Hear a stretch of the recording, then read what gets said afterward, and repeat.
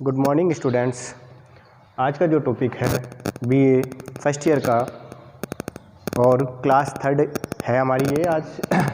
इसमें जो टॉपिक है उस टॉपिक का नाम है दक्षिण भारत में मंदिर निर्माण कला।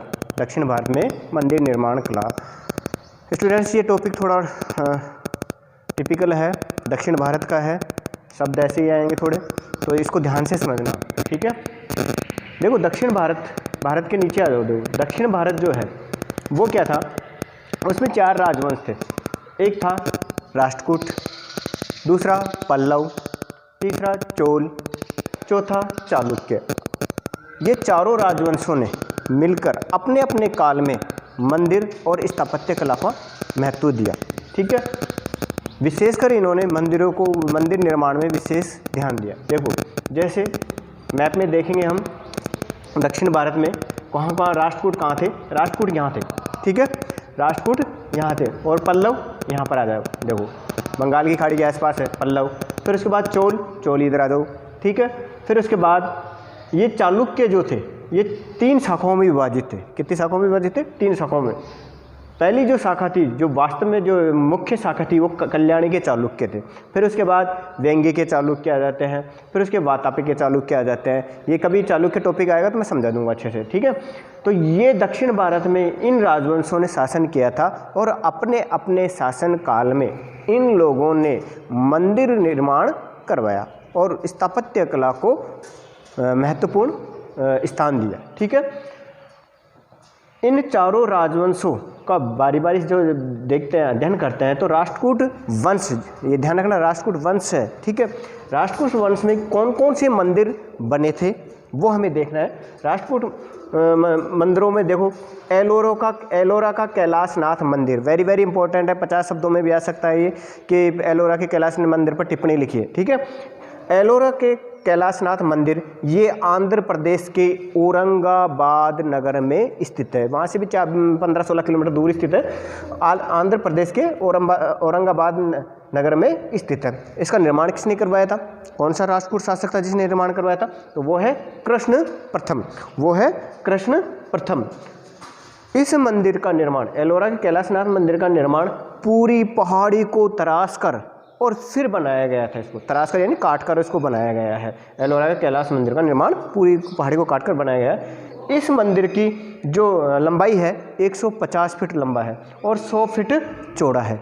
150 फीट लंबा है और 100 फीट चौड़ा है। शिखर जो है, मंदिर का जो शिखर बना हुआ है, वो शिखर की ऊंचाई है उसकी 95 फीट। कितने हैं? 95 यानी 95 फीट है। और ये मंदिर भारत का सबसे बड़ा मंदिर है और यह 2 ऊंचा मंदिर है। ये 2 मंजिला बना हुआ है। कितने बना हुआ है? ये 2 मंजिला बना हुआ है, ठीक है। इसमें एक गर्भगृह है जो जहाँ पर मूर्ति स्थापित की जाती है, ठीक है। दूसरे जो राष्ट्रकूट वंशों ने जो मंदिर निर्माण करवाए थे वो है एलिफेंटा गुहा मंदिर। गुहा मंदिर कहते हैं जो पहाड़ों को काटकर गुफाओं के रूप में मंदिर बनाए जाते हैं। ये मुंबई में स्थित है और मुंबई में ये गुहा मंदिर है। वहाँ पर शिव पार्वती के मंदिर हैं, ठीक है, विष्णु जी के हैं और बौद्ध धर्म से रिलेटेड भी वहाँ पर कुछ मूर्तियाँ मिली हैं, मंदिर मिले हैं, ठीक है। ये तो थे राष्ट्रकूट मंदिर, ठीक है। राष्ट्रकूट वंश से ध्यान रखना, राष्ट्रकूट वंश के मंदिर हुए, ठीक है। उसके बाद आ जाता है पल्लव मंदिर। पल्लव देखो यहाँ पर है, राष्ट्रकूट यहाँ पर थे, ठीक है। अब पल्लव में देखो, पल्लव वंश ही, पल्लव वंश में देखो पल्लव मंदिरों में कौन कौन से हैं, ध्यान रखना। पल्लव को इंपॉर्टेंट कर लो, इसमें 4 शैलियाँ प्रचलित थी। 4 शैलियाँ कौन कौन सी थी? देखो, महेंद्र शैली जो 600 से 625 ईस्वी तक प्रचलित रही। महेंद्र शैली कब से कब तक प्रचलित थी? 600 से 625 ईस्वी। और इस महेंद्र शैली में का नाम जो दिया गया था, महेंद्र वर्मन के काल में यह प्रचलित हुई थी। महेंद्र वर्मन प्रथम के काल में यह प्रचलित हुई थी। दूसरी शैली है मामल्य शैली जो 625 से 674 ईस्वी के काल में प्रचलित हुई थी, ठीक है। उसके बाद आता है ये मामल्य शैली किस शासक ने प्रारंभ की थी, किस शासक के नाम से प्रारंभ हुई थी? वो है नरसिंह वर्मन प्रथम महामल्ल। इसको क्या बोलते हैं? महामल्ल से ही ये क्या कहलाई? मामल्ल शैली के नाम से प्रसिद्ध हुई। उसके बाद आ जाती तीसरी जो शैली है वो राजसिंह शैली है। राज सिंह शैली शासक जो था, जो राज सिंह था, उसके नाम से प्रचलित थी। और इसका टाइमिंग पीरियड जो समय था इसका, जो 700 से 900 ईस्वी के करीब था। कब से कब तक था? 700 से 900 ईस्वी के करीब था। लास्ट की जो अंतिम शैली, पल्लव काल की जो अंतिम शैली है वो थी अपराजित शैली थी। कौन सी शैली थी? अपराजित शैली थी, जो अंतिम शैली थी। उसके बाद देखा जाए तो इनके बाद जो आए वो चोल मंदिर है। चोलों का शासन आ गया, पल्लवों का वंश समाप्त हो चुका था, पल्लवों की जगह चोल आ गए। अब चोल मंदिरों में चोलों ने क्या किया कि पल्लवों और पांडवों की कला को ही आगे बढ़ाया, उसी रूप को आगे बढ़ाया, यानी कि कोई परिवर्तन नहीं किया। लेकिन चोल काल में, चोल मंदिरों में जो मूर्तियां बनती थी वो कांसे की बनती थी। ये कांस्य मूर्तियां बनाने में निपुण थे। कौन? चोल। कांस्य मूर्ति बनाने में बहुत निपुण थे। ठीक है। धीरे धीरे चोल काल में क्या हुआ? पत्थर व ईंटों का प्रयोग भवनों में और मंदिरों में होने लगा। पत्थर इंपॉर्टेंट है, पत्थर व ईंटों का प्रयोग चोल काल में होने लगा, मंदिरों में और भवनों में। ठीक है। इन मंदिरों में कौन कौन से महत्वपूर्ण मंदिर आ जाते हैं? जैसे कोरंगनाथ का मंदिर। कोरंगनाथ का मंदिर जो है चोलकालीन था। ठीक है। यह किसने बनवाया था? यह था शासक परांतक प्रथम ने बनवाया था। किसने बनाया था? परांतक प्रथम ने बनवाया था। ठीक है। दूसरा जो महत्वपूर्ण मंदिर है, वेरी वेरी इंपॉर्टेंट करो इसको, वेरी वेरी इंपॉर्टेंट है, यह पिछली बार पूछा हुआ है क्वेश्चन। ठीक है। 20 शब्दों में कि बृहदेश्वर मंदिर का निर्माण किसने करवाया था? ये क्वेश्चन पूछा हुआ 20 शब्दों में। तो तंजौर का दूसरा महत्वपूर्ण चोलकालीन है, ध्यान रखना, चोलकालीन मंदिर है ये। और तंजौर का बृहदेश्वर मंदिर जो निर्माण करवाया था वह राजराज प्रथम ने करवाया था। चोल शासक राजराज प्रथम ने तंजौर के बृहदेश्वर मंदिर का निर्माण करवाया था, जो सबसे बड़ा व सबसे ऊंचा मंदिर है। ध्यान रखना, सबसे बड़ा व सबसे ऊंचा मंदिर है। कौन सा? बृहदेश्वर मंदिर। किसने बनाया? राजराज प्रथम ने बनाया। फिर आ जाता है तीसरा मंदिर जो चोल काल में महत्वपूर्ण स्थान रखता है, वो है गंगकोंड चोलपुरम का मंदिर। ध्यान रखना, राजेंद्र प्रथम ने जो विजय प्राप्त की थी उसके उपलक्ष्य में इसने गंगकोंड चोल की उपाधि भी धारण की थी, और उसी नाम पर इसने एक मंदिर बनाया था, गंगकोंड चोलपुर का मंदिर। कौन किसने बनाया था? राजेंद्र प्रथम ने। ठीक है। ये 3 मंदिर चोल काल के बहुत महत्वपूर्ण मंदिर हैं। मैं दोबारा रिपीट कर देता हूँ, कोरंगनाथ का मंदिर, तंजौर का बृहदेश्वर मंदिर और गंगकोंड चोलपुरम का मंदिर। ठीक है। कोरंगनाथ का मंदिर बनाया परांतक प्रथम ने। किसने बनाया? परांतक प्रथम ने।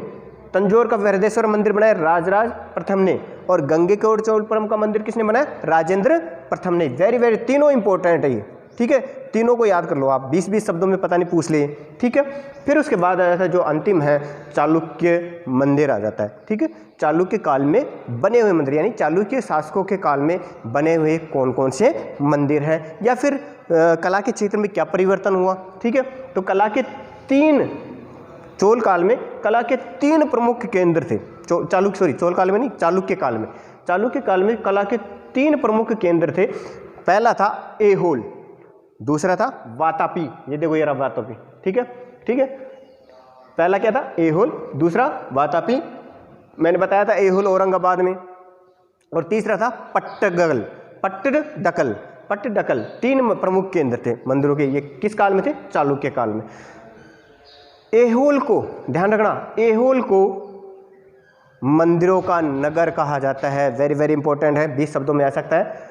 मंदिरों का नगर किसे कहते हैं? ऐहोल को। ऐहोल को मंदिरों का नगर भी कहा जाता है। यहाँ बहुत सारे मंदिर मिले हैं, कम से कम 70 से अधिक मंदिर मिले हैं यहाँ पर ऐहोल में। ठीक है। इसलिए इसको क्या कहा जाता है? मंदिरों का नगर कहा जाता है। चालुक्य काल में जो महत्वपूर्ण जो मंदिर हैं वो हैं पापनाथ का मंदिर और विरूपाक्ष मंदिर। ये पूछा हुआ क्वेश्चन है, पापनाथ का मंदिर और विरूपाक्ष मंदिर। ये पूछा है कि विरूपाक्ष मंदिर किस शैली में बना है या किस काल में बना था। तो चालुक्य काल में बना था। और किस शैली में बना है? द्रविड़ शैली में। ध्यान रखना, किस शैली में बना है? द्रविड़ शैली में बना है। ये दोनों ही मंदिर, पापनाथ और विरूपाक्ष मंदिर, दोनों ही आर्य और द्रविड़ शैली का प्रयोग हुआ है। आर्य शैली का प्रयोग हुआ है पापनाथ के मंदिर में, और द्रविड़ शैली का प्रयोग हुआ है विरूपाक्ष मंदिर में। किसमें हुआ है? विरूपाक्ष मंदिर में। तो स्टूडेंट्स, ये मंदिर इंपॉर्टेंट है, महत्वपूर्ण है, शायद आपको समझ में आ गया होगा, आशा करता हूँ। और दक्षिण भारत के ये जो मैप बना के आप करना, जब मंदिरों का बारे में पूछ लिया जाए तो ऐसे मैप बना देना, डायग्राम बना देना, और चारों के ऐसे डायग्राम बना के, पहले डायग्राम बना के ऐसे कैसे लिख देना। तो इससे क्या होगा, अच्छे मार्क्स आएंगे आप लोगों के। और कुछ समझ में नहीं आया तो आप मैसेज करके बोल सकते हो, ठीक है। राष्ट्रकूट, पल्लव, चोल और चालुक्य, इन के बारे में, मंदिरों के बारे में हमने पढ़ा है, ठीक है। जो इम्पोर्टेंट है मैंने बता दिया है। कोई अगर आपको दिक्कत आती है या ऐसा कुछ आता है तो आप भी कॉपी लेके उस क्वेश्चन को लिख के मैसेज कर सकते हो। Thank you student.